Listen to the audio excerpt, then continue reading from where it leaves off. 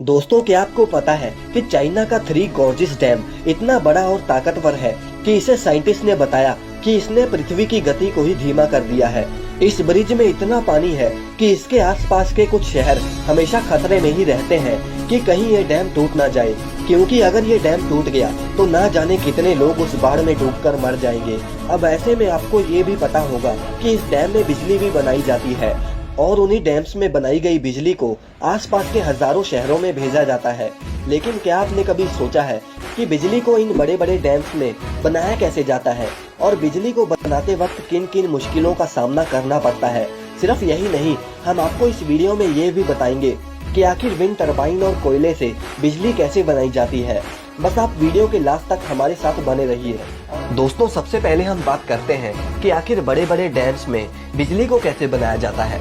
वैसे शायद आपको ये बात ना पता हो कि ये एक ऐसा काम है जिसमें अगर जरा सी भी चूक हुई तो जान गंवाने के सिवा और कोई भी ऑप्शन नहीं होती। दोस्तों, डैम्स में बिजली बनाने के लिए सबसे पहले हमें किसी बड़ी नदी के पानी को रोककर डैम को बनाया जाता है और उसमें पानी को इकट्ठा किया जाता है। अब इसमें सबसे मेन बात यह है कि अगर आप पानी से बिजली को पैदा करना चाहते हैं तो पानी किसी ऊंचाई वाली जगह से गिरता होना चाहिए, क्योंकि जब पानी ऊपर से गिरता है तो उसका प्रेशर बहुत ज्यादा होता है और जहां पर पानी गिरता है वहां पर बड़ी बड़ी टरबाइंस को लगा दिया जाता है।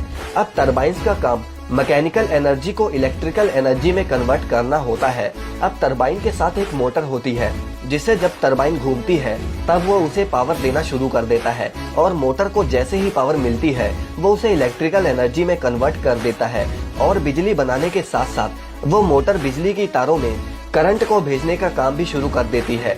दोस्तों, आपको शायद ये बात ना पता हो कि हर साल पूरी दुनिया में करीब 3000 लोग डैम में बिजली बनाने के प्रोसेस में हुई गलती की वजह से अपनी जान गंवा बैठते हैं। दोस्तों, जब डैम से या फिर किसी और सोर्स से बिजली को पैदा किया जाता है तो इसे सब स्टेशन में भेजा जाता है और आपने अक्सर नोटिस किया होगा कि सब स्टेशन में ट्रांसफार्मर वगैरह होते हैं।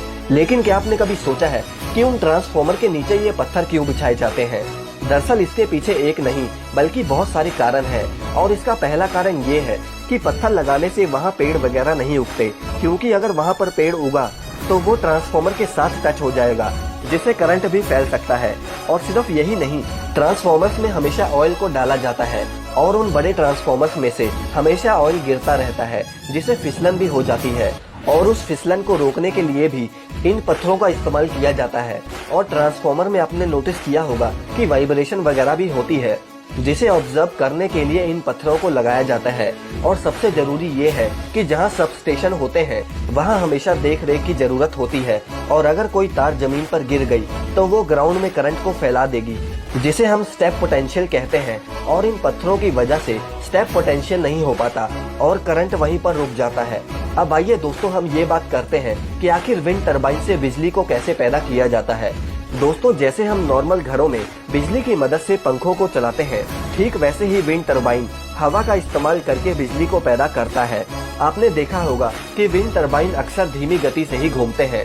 दरअसल इसका मेन कारण है इसकी ऊंचाई, क्योंकि ये नॉर्मली 200 फीट से ऊंचे ही होते हैं और ऐसे में अगर इन्हें तेजी से घुमाया जाए तो ये हवा में इम्बैलेंस हो जाएंगे और ये टूटकर नीचे भी गिर सकते हैं। वैसे इसके साथ एक शाफ्ट की मदद से जनरेटर को कनेक्ट किया जाता है जिससे जब भी टरबाइन घूमती है वो उसे इलेक्ट्रिकल एनर्जी में कन्वर्ट कर देता है।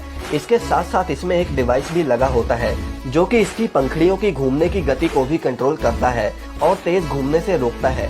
अब इसके बाद जो बिजली उसे पैदा हुई उसे ट्रांसफार्मर में भेजा जाता है जो कि बिजली की वोल्टेज को एम्पलीफाई कर देता है और वहां से वायर्स की मदद से वो पावर सब स्टेशन में भेजा जाता है, जिसके बाद ही बिजली हमारे घरों तक भेजी जाती है। अब आइए दोस्तों, हम ये जानते हैं कि कोयले की मदद से बिजली को कैसे जनरेट किया जाता है।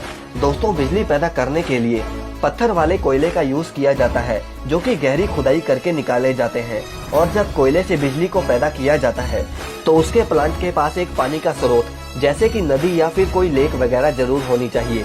अब इसमें होता यह है कि जब कोयले को बॉयलर में डाला जाता है तब वो कोयले बॉयलर में पड़े पानी को गर्म करते हैं, जिसके बाद जो भाप पानी को गर्म करके पैदा की जाती है उसे टरबाइन के पास छोड़ा जाता है जिससे टरबाइन घूमना शुरू कर देती है और इसी से बिजली बननी शुरू हो जाती है। और दोस्तों, आपको शायद ये नहीं पता कि पूरी दुनिया में सबसे ज्यादा काम कर रहे लोग इसी प्लांट की वजह से अपनी जान गंवाते हैं। क्योंकि इस प्लांट में दुर्घटना होने के चांसेस बहुत ज्यादा होते हैं। तो दोस्तों ये थी आज की वीडियो।